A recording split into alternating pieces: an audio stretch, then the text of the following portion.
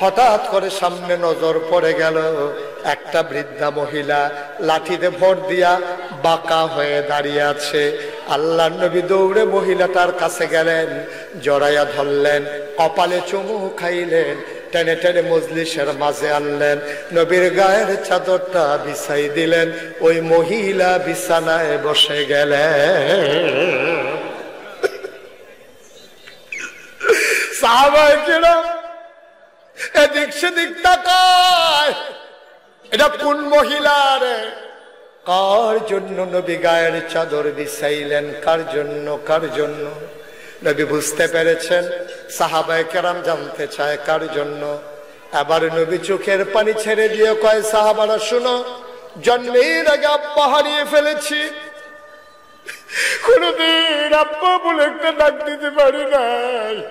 6 বছর বয়সে মা হারিয়ে ফেলেছি, মা ডাকার আর সাধ্য রইল না। আজকে যেই মহিলাটার গায়ের চাদর বিছাইলাম, ধরে ধরে আনলাম, এই মহিলা কেউ না, এই মহিলা আমার দুধমা হালিমাতুস সাদিয়া। আজকে সব বক্তার জন্য দেখলাম একটা বিষয় নির্ধারণ করে দেওয়া হয়েছে। আমি বিনয়ের সাথে বলবো, সামনের বছর প্রতি বক্তার জন্য এক একটা বিষয় দিলেন, তাইলে সুবিধা। 60 বক্তা 5 বক্তা সব হলো মাথা ফিতার দায়িত্ব। আমি যা কর কইয়া গেলাম, তারা মা কারে কই চিনাই দিব, আব্বা কারে কই বুঝাই দিব আপনাদের খরের তারা। তারপর আমি একটু কইয়া যাই, সবাই কোনা আমিন।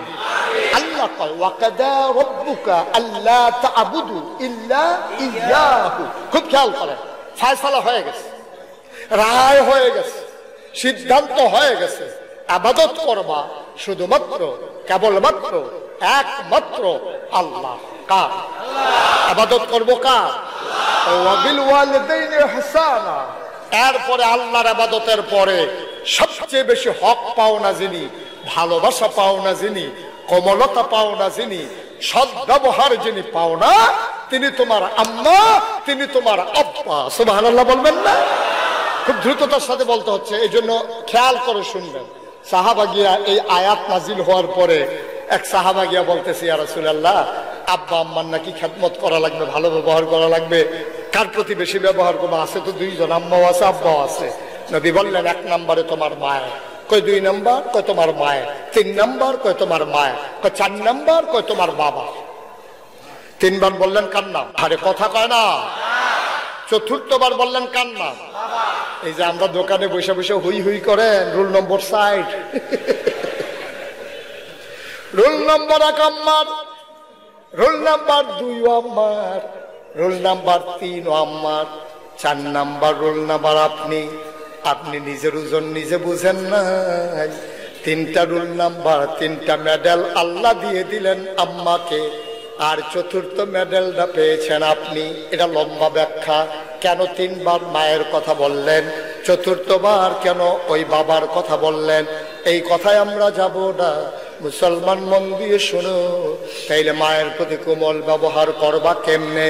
যার মা দুনিয়াতে নাই, ওই মায়ের জন্যে তুমি তোমার আম্মার বোন অর্থাৎ খালাম্মা, ওনার সাথে ভালো ব্যবহার করবা। তোমার আব্বা দুনিয়াতে নাই, তোমার চাচাকে একটা লুঙ্গি কিনে দেবা, খালাম্মাকে একটা শাড়ি কিনে দেবা।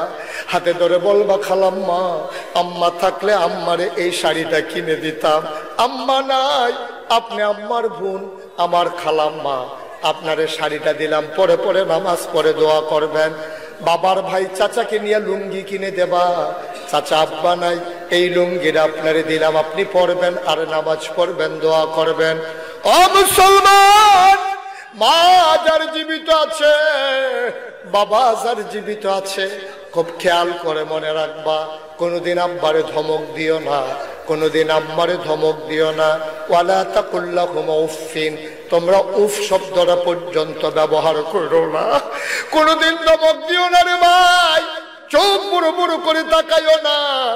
আল্লাহর নবী মদিনায় দুর্ভিক্ষ দেখা দিলেন, মদিনায় কারো ঘরে আগুন জ্বলে না, বাচ্চাগুলো মায়ের বুকে দুধ পায় না, অসহায় হয়ে গেছে পুরাটা সমাজ।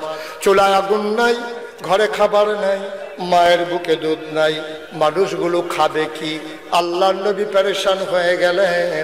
এবার আল্লাহ নবী ডাকলেন, ও ধনাঢ্য মানুষেরা, যার যা আছে আমার সাহায্যের ভান্ডারে দাও।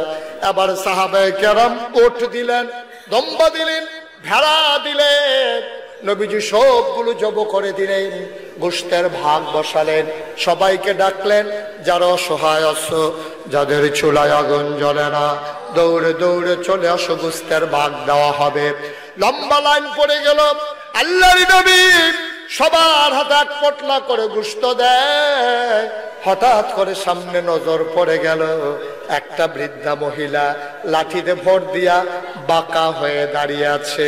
আল্লাহর নবী দৌড়ে মহিলাটার কাছে গেলেন, জড়াইয়া ধরলেন, কপালে চুমু খাইলেন, টেনে টেনে মজলিসের মাঝে আনলেন, নবীর গায়ের চাদরটা বিছাই দিলেন, ওই মহিলা বিছানায় বসে গেলেন।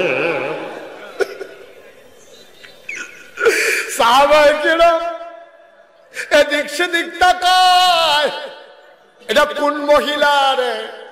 কার জন্য নবী গায়ের চাদর বিছাইলেন? কার জন্য? কার জন্য? নবী বুঝতে পেরেছেন, সাহাবায়ে কেরাম জানতে চায় কার জন্য। এবার নবী চোখের পানি ছেড়ে দিয়ে কয়, সাহাবারা শুনো, জন্মের আগে আব্বা হারিয়ে ফেলেছি, কোনদিন আব্বা বলে একটা ডাক দিতে পারি নাই। 6 বছর বয়সে মা হারিয়ে ফেলেছি, মা ডাকার আর সাধ্য রইল না। আজকে যে মহিলাটার গায়ের চাদর বিছাইলাম, ধরে ধরে আনলাম, এই মহিলা কেউ না, এই মহিলা আমার দুধমা হালিমাতুস সাদিয়া।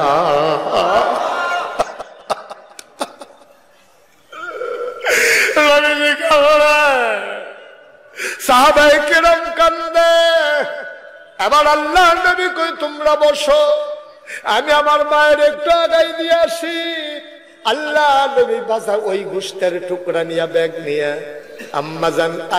আম্মাজান হালিমাকে, দুধমা হালিমাকে ধরে ধরে ঘর পর্যন্ত দিয়ে আসলেন। নবী আম্মা পাইলেন না, আব্বা পাইলেন না।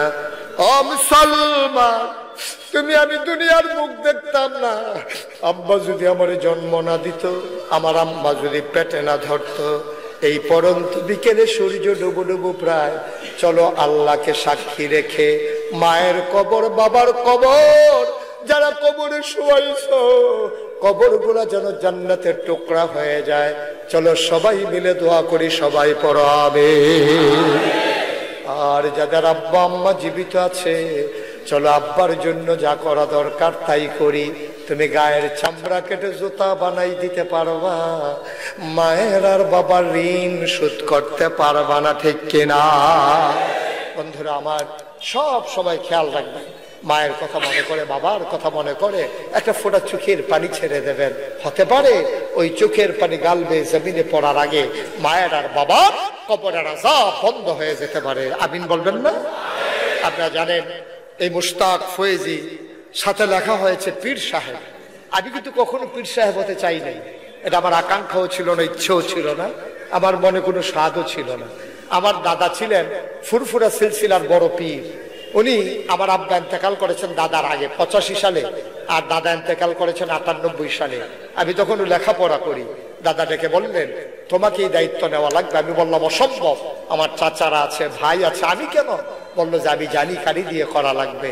আমি সেই পীর না যেই পীর হাত পেতে পেতে ওই ভিক্ষা করা মহিলার থেকে সাহায্য নিয়ে চলে, রিক্সাওয়ালার টাকা নিয়ে খায়। ঘৃণা করি, তীব্র ঘৃণা করি যারা এইভাবে টাকা নিয়ে চলে, ঠিক কিনা বলো?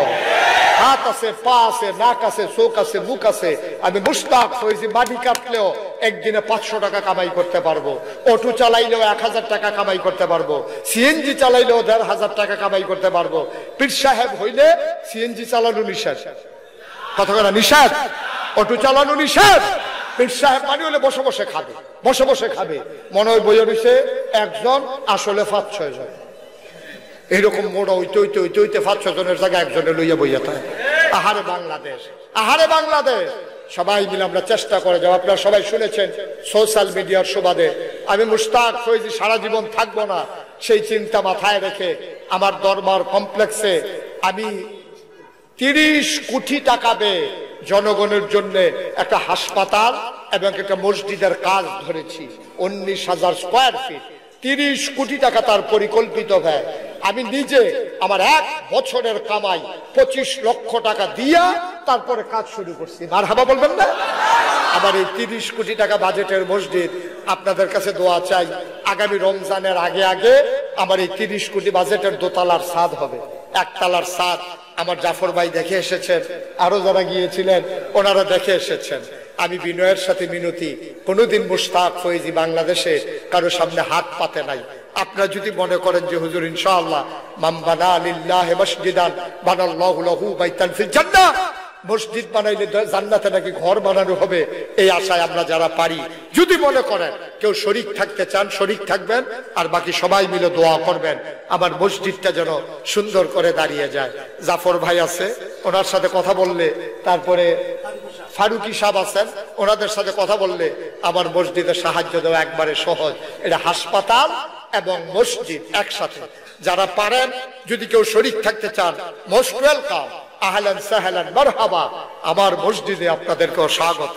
যদি কেউ মনে করেন যে আমি 1,000 টাকা দিয়ে শরীক রইলাম, 2,000 টাকা দিয়ে শরীক রইলাম, পারলে দেবেন, আলহামদুলিল্লাহ, আমি প্রাণ ভরে দোয়া করব।